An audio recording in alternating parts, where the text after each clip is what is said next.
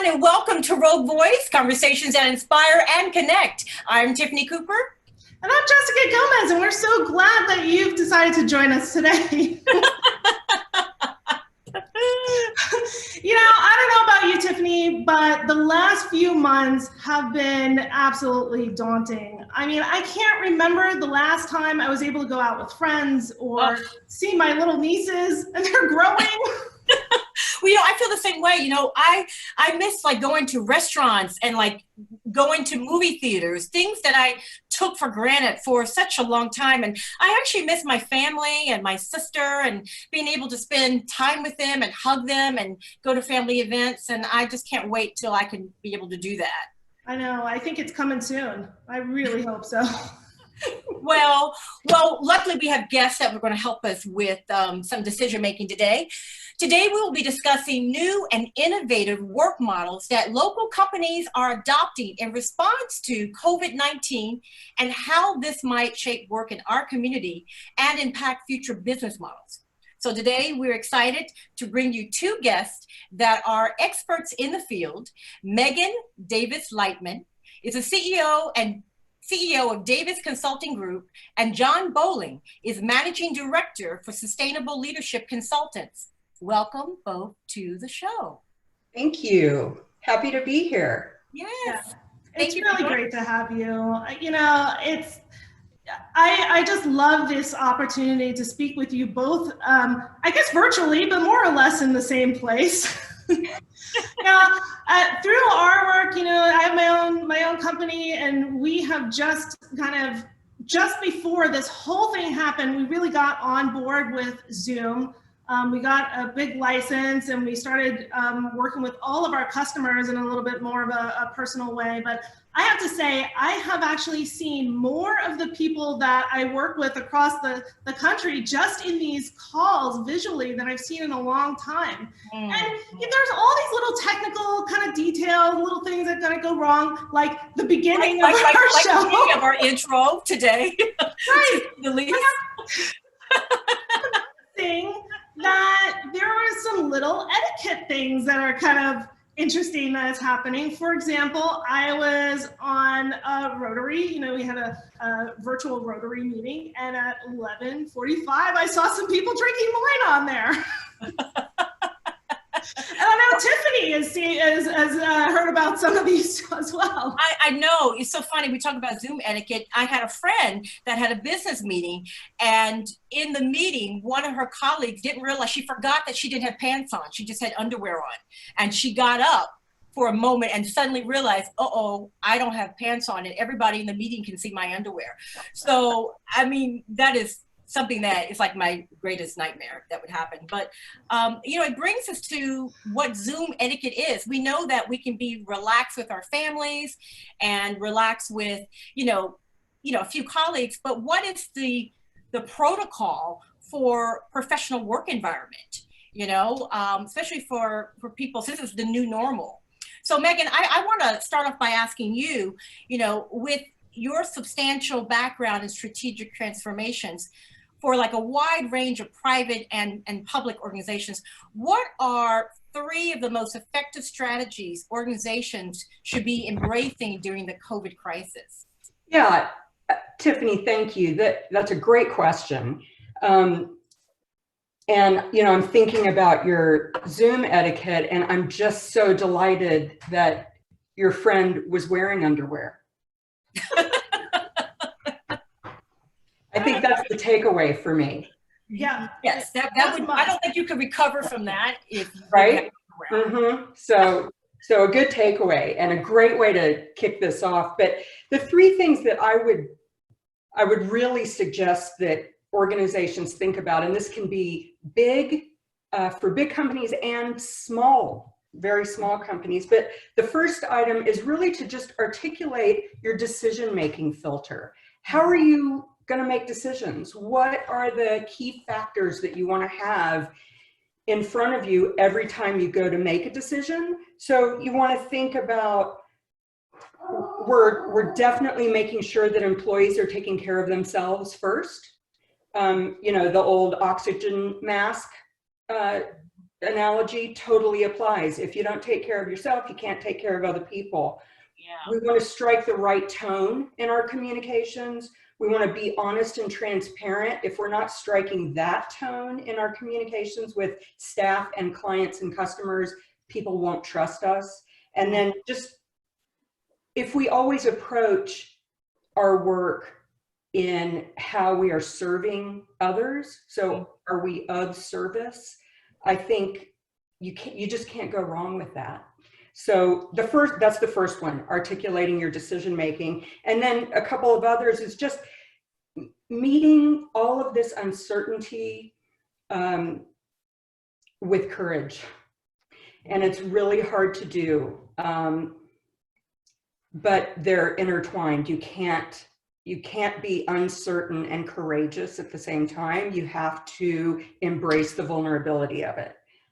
Because those things don't exist mutually exclusively. And then the third item is just to practice curiosity and transparency with your people. And instead of going right into a judgment mode, I have a tendency to do that very quickly, and then I have to do the logistics in my head to come out with something positive and thoughtful.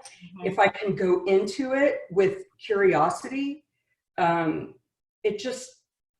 it removes people's defense mechanisms. Yeah, that really resonates with me, because I think when people get stressed, that is, and I'm guilty of it too. That's the first sort of thing that happens, is I'm like, well, why didn't that happen? Yeah.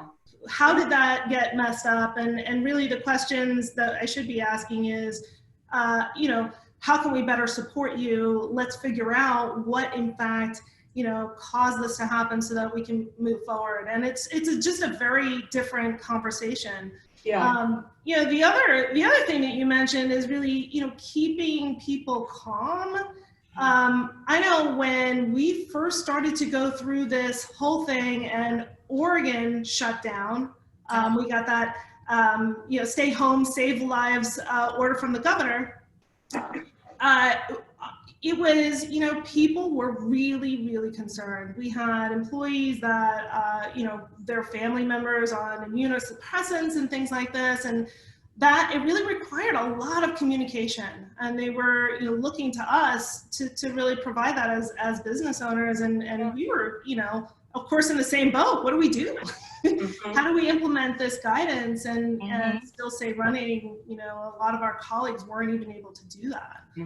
So it's been tough. Yeah. John, have you experienced, some of this kind of going on with the folks that you work with? How is this playing out in your world? Yeah, it's a really unique time, and of course, and I think in addition to the ideas that Megan shared, which all resonate with me, there's an opportunity right now to learn things different than perhaps we've had in our lifetime. And part of the reason for that is this is a time of great vulnerability. And whether it's vulnerability of being on these calls and trying to make it all work, or having to face novel situations and novel settings, the great thing about vulnerability, it's not fun, but it presents a time when we have access to learning that we maybe didn't have before.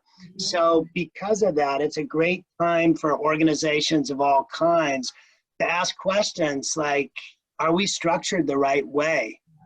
Have we learned that there are things that we used to do that just don't make sense anymore? Are there things that we should start doing to be more effective in the future? And so I think this time, sitting with vulnerability and really focusing around learning, I like the use of curiosity, the term that you used, Megan, really sitting in a place of curiosity. That's where the opportunity in this lies for organizations. And so, John, I just wanted to piggyback off of that. What are some of the perks of staying home and working from home that have come up that you didn't realize was like a perk or a blessing? Yeah, You know, it's a real mix, and it's personality dependent, of course. For some people, it's a tremendous blessing. I have my oldest son who's up at Oregon State University. I talked to him the other day, and he said, "Dad, I love quarantine." And it fits his personality. And I think that some of the perks, it solves some of the challenges that people have in their lives. People that are delivering therapy services, for example, have reported lower level of no-shows and increased participation because in an instance, they've solved for issues of transportation and childcare that were inhibitors to people getting to their appointments. Mm-hmm. So that's one example of a benefit of working from home. People actually seem to be more productive when they work from home, provided some factors, and they may come up in this call, but provided that they feel connected. So, Megan, I just want to jump in really quick. Thank you for that, John. I'm kind of curious for both of you, but Megan, I want you to answer this question. Yeah. You know, when is the cutoff? And I feel that sometimes because we're at home, there are great perks, but you can also overwork, right? You're working on Saturday and Sundays because there's no definitive line. When does you go to work at 9 o'clock, you get off at 5:30, 6 or 7, you come home and the lines are very clear. But when you're working from home, as much as we're doing, how do you not overwork? How do you keep your employees to not overworking and getting burnt out? Mm-hmm. Well, it's a great question and somewhat personality dependent. I don't want to piggyback too much on John, but people have to learn. So for people who don't set boundaries for themselves, this is going to be tough. Mm-hmm. If you know how to protect your time and your space and your energy, it's probably pretty easy. Mm-hmm. But part of what I know, I'm working with companies that are really trying to, again, make sure that their employees are taking time for themselves, exercising, eating well, getting enough sleep, and having some sort of socialization, even if it's just through a screen. I mean, that's how we're connecting now. But soon, there's a soft opening happening. I'm getting emails from my hairdresser and other, thank God. So it's that time, but the way we re-enter it's going to look different at every business. But how do you set the boundary? I'm still working with my husband on that. He's in calls one after the other, and I hear him, he's upstairs and he doesn't have time to get a sandwich because the next call is starting. And yeah, I've talked to quite a few people that say that they're working more now than they did when they were at work. They're getting a lot done, but I think that fatigue, like that burnout is, it's something that we need to think about. And then if we go from what we're doing right now, you have those A-type, personalities where it's go, go, go all the time. And again, not making time for the exercise or the sandwich, and you're sitting in your dining room all day long on Zoom calls. What happens when we do transition back? And, are people going to be able to get that break? Because there are some that, are getting a long unwanted break, and others that are really in overdrive, depending on what industry that you work in and what that looks like at home. Well, I have an audience question that kind of is pretty much in the same vein of that, Jessica, and I love, John, for you to answer this. They ask, isn't the point of remote work just that? A blur line, so employees work longer than they are being paid. So how do you draw that line of working longer and maybe not being compensated for it? Yeah, sure. One of the things we've learned over the years is that more is not necessarily more. And so to be effective in life and in work, part of the task that all of us have is to manage our energy effectively. And so it's almost more important that people have ways to manage their energy when they're working remotely. And that starts with the utility of having transitions into and out of your workday. We don't have the commute anymore. We don't have those natural bridges between work and home.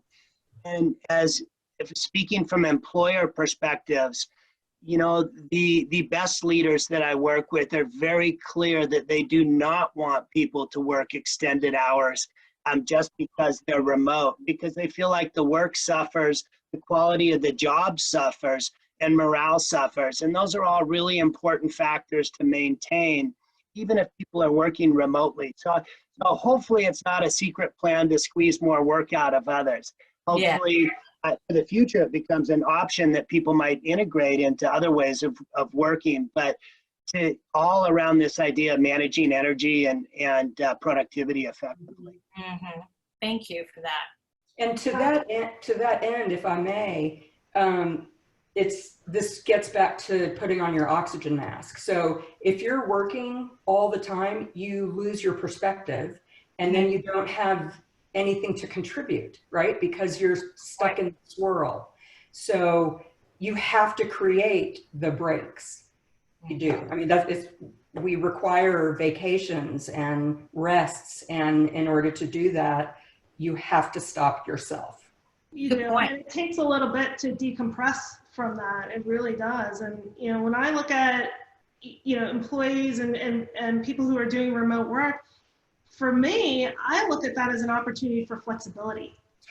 You know, what do we need to do to help support new parents even? You know, we've got a young company, people are having kids, they're starting families. I mean, this is the, you know, the prime of their life. And I feel like it's really important to give people that flexibility, because that's when you get the sort of best quality, right? And for us, it's more about quality than it is quantity. And I think that's true for a lot of people out there, is that, you know, you're talking about that work suffers over time. People get stressed. The interpersonal connection really starts to break down and dissipate, and you have cultural issues as a result of that.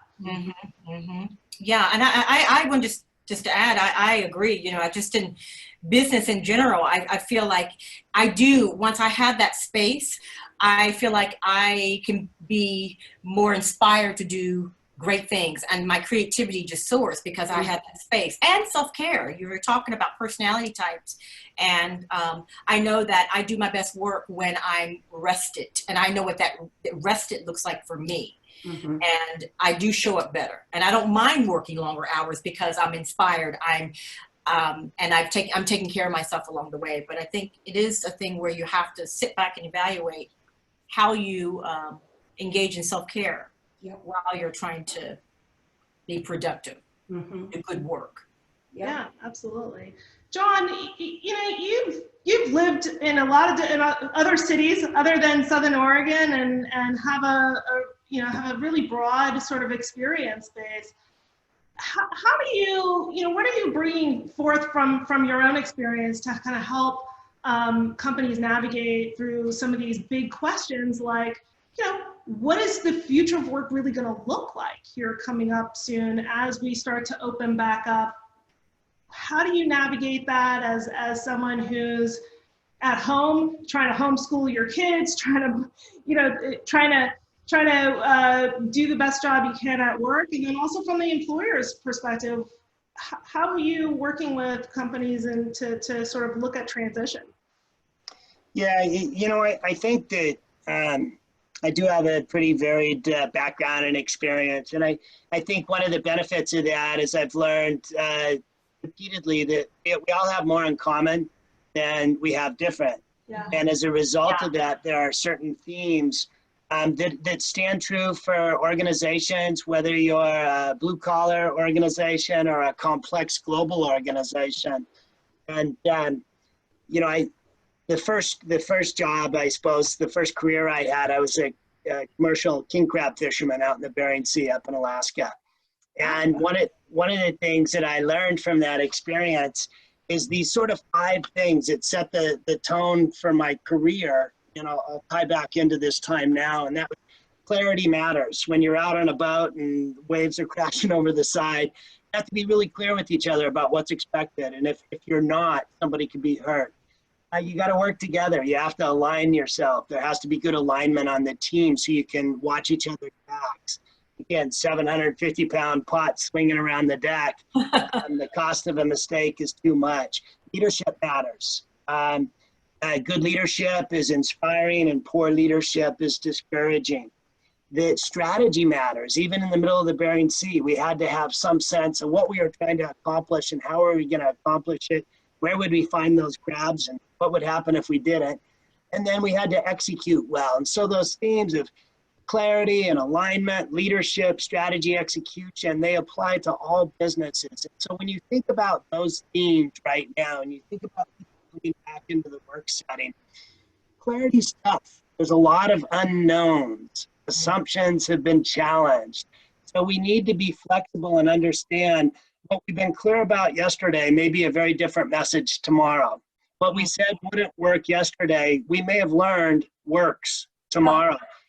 So there may be additional flexibility. How do we come back into work? Maybe we can work remotely 2 or 3 days a week and be in the office 2 or 3 days a week. And maybe that has implications about facilities that we need. And being strategic about this all still matters. It just might mean that we're changing strategy quickly. So we've kind of gone through this mobilize, get people safe, stabilize, help people stabilize remotely or in other settings with this new way of working. And now that third step is strategize.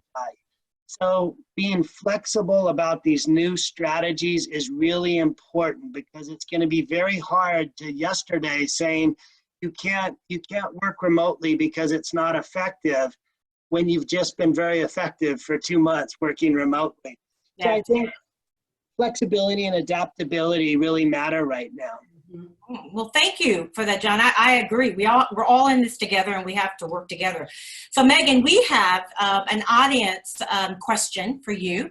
Okay. And it is, as these companies begin opening, how do you ask them to come back into work world when there are still some that are fearful? Them referring to their staff and team members. Mm-hmm. Yeah, it's a really good question, and I think each organization will have a different answer for this. My sense is that we're going to have to do a slow reentry. I would suggest. Oh my gosh, how did my cat get in here? Real life. The cat can be interviewed. We can interview the cat. I just saw a tail. Yeah, sorry. He's got lots to say. Totally So the reentry may look like you have half the staff coming in who are comfortable coming in and ready to, and know that there will be masks, and maybe you split your group into an A group and a B group, and half the group comes in 1 week, the other half comes in the other week, as to really slow that down. And then we're going to have to nurture the people who have immunosuppressant issues. So we're going to have to ease them back in. And, something that I just saw the other day is that half of us around the globe are realizing that we can do most of our job from home. Mm-hmm. And the other half are grossly underpaid. Yes. Right? The people who have to be at work, who have been considered essential from the get-go when the rest of us were told to go home and be safe. We have to start to think about how we make sure there's equity in that. Equity is so important, and all fields. All fields. Yeah. It's something, I was talking to my husband about this the other day, and he was saying, well, the new normal, everybody's going to be working from home and all this. And I said, well, wait a minute though. There are a lot of people that just can't do it. That's their work is working with other people. They're caregivers. My sister's a stylist. I mean, she does you know, she's amazing and she does an incredible job, you know, doing cut and color, but she's not going to be able to do that remotely. No. And you know, there are some creative things that can be done, and I think that we've got a really incredible entrepreneurial community that is looking at some of those things. You see restaurants doing really interesting work, you know, trying to do the best they can to serve the community. But again, you know, if we were really looking at equity, I mean, there's only so much that we can do, and how do we make sure that those people who can't work right now, and then when they go back, they actually have to be present. How do we support them the best that they can? John, have you know, you've done a lot of work with entrepreneurs. Are you hearing or seeing anything, any unique or interesting business models around this? Well, you know, I think first it's a tough time for entrepreneurs because especially brand new startups, capital is always an issue, as you know, and this is a bit of a tough time for that. But I think there's creativity that's emerged through use of technology during this time that's to the benefit of entrepreneurs. Connections are able to be made. It's accepted to connect through Zoom or other technologies with people where in-person visit might have been required in the past. So it's easier access in some ways to human beings through use of technology, and for starting entrepreneurs to make those kind of connections with those that might help them or offer resources is very useful. I know we have a number of companies locally that have transitioned their operations to provide healthcare related items related to COVID-19. And some of those companies have uncovered brand new opportunities that may continue on well past this crisis, which is great. That necessity is the mother of invention phenomena is occurring. You know, somebody told me that they had an online appointment with their dentist. I have no idea How do you do that online? I mean, I know I've seen people, I've heard of, you know, eye exams online, but dental work, I would love to see how that. You know, I'm gonna have to figure out, call who that was and ask them exactly how that was done. All right, so as we wrap up, we're wrapping up now. Megan, I'd just like to ask you as we wrap up here, what's your biggest dream for the Rogue Valley business community in post-corona future? Yeah, you know, really, my biggest wish, if I could get one granted, would be that that all of our thoughtful, creative entrepreneur communities and existing businesses can help the food supply chain get from where the food is to the people that need it most, right? So I think we've all probably heard the story of someone in Idaho who saw all the potatoes that were going to waste, and they went and they got themselves some trucks and they trucked those potatoes down to the South Bronx.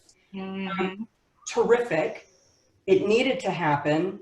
Same with all the dairies, right? Yes. We have a pretty fruitful, no pun intended, valley, and we can start meeting those supply chain needs ourselves without needing too much more than the resources that we currently have. I really love that. That would just fulfill so much for this valley, I think.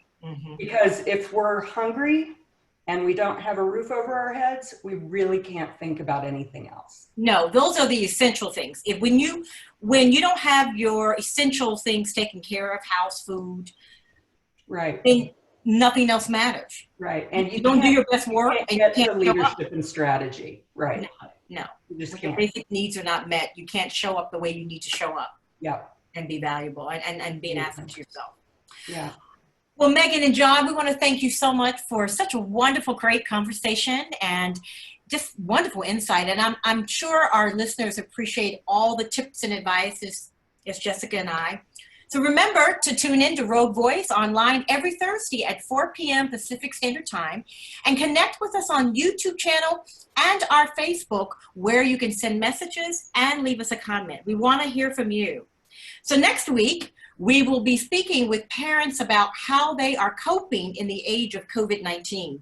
From homeschooling to home cooking, Oregon State Treasurer Tobias Reed and his wife will be telling us how their family is adjusting. So tune in. Thank you, and we look forward to seeing you next time. Thank you so much. Thank you. Thank you.